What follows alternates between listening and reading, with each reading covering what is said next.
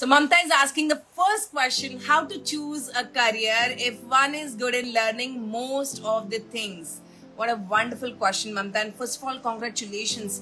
If you're learning, if you're good at learning many things and you have an option to choose career either from whatever you're learning, it's amazing, isn't it? To be in a very good place that you're so good at so many things that you have an option which one to choose. That's first of all amazing. I think that's a great thing. So I want to give you a high five if you are in that situation.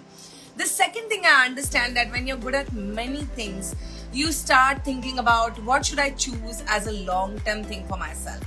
Now you see, I want to here point it out to you that if you are good at say 3, 4, 5 things, and out of that if you want to choose something, now you need to understand two things here very clearly.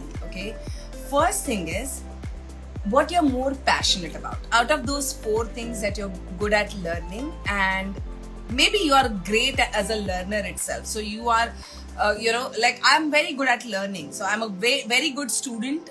More than a teacher, I'm a great student, I feel. So I'm learning a lot and I learn a lot all the time. I have that kida inside me that I'm constantly learning something or the other. But that doesn't mean that everything that I'm learning excites me, right? So what excites you the most? And what would you like to continue doing for the rest of your life? Like, I'll tell you something. My son, when he was in 12th standard, he got attracted towards law, and he wanted to do law. And I felt that it's a very good field, and he started studying for law entrance and all that. And he was pretty good. All the exams that he was giving, he was showing great results. And his teachers also said that, he's a natural, talent in law, and he'll do very well as a lawyer. So great, now that he has found his calling and he'll go into it and he will do what he has to do.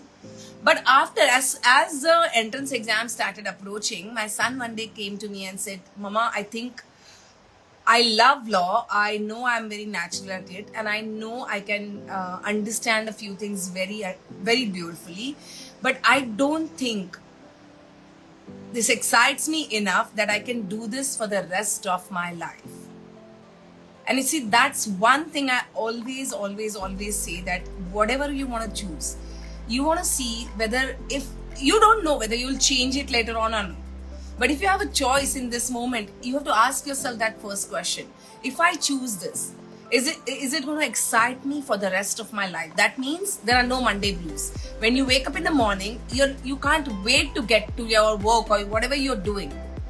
Like for me, I work on weekends. So it does. Monday is generally my week off. So I'm excited every single day to do what I'm doing. So the first thing is you need to understand, are you excited about that career choice?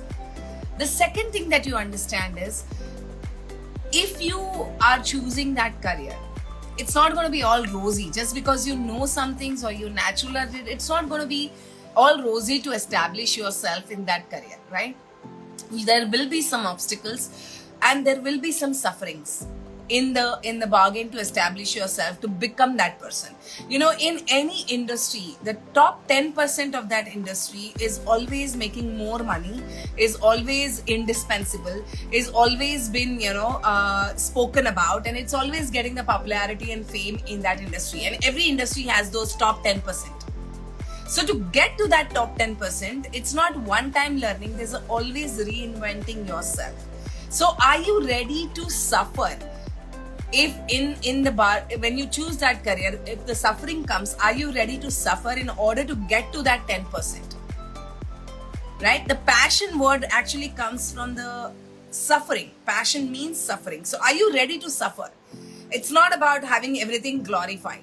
So are you ready to suffer in that career that you want to choose? And the third question that I want you to ask yourself is, how much in the next, because see, the world is changing very rapidly, right? So you got to ask yourself this question, that what I'm choosing right now, is it going to be relevant after 5, 10, 15 years in the world, the way it's evolving? And I think that probably at this stage, you may not know if that's going to happen, but maybe you can talk to some people, you can connect with some career coaches, etc. and ask them this question, that if I choose this, is this going to be relevant after 5, 10, 15 years? Because if you choose something as a career, To get to that 10% on the top, you will take that much time. So is it going to be relevant for that much?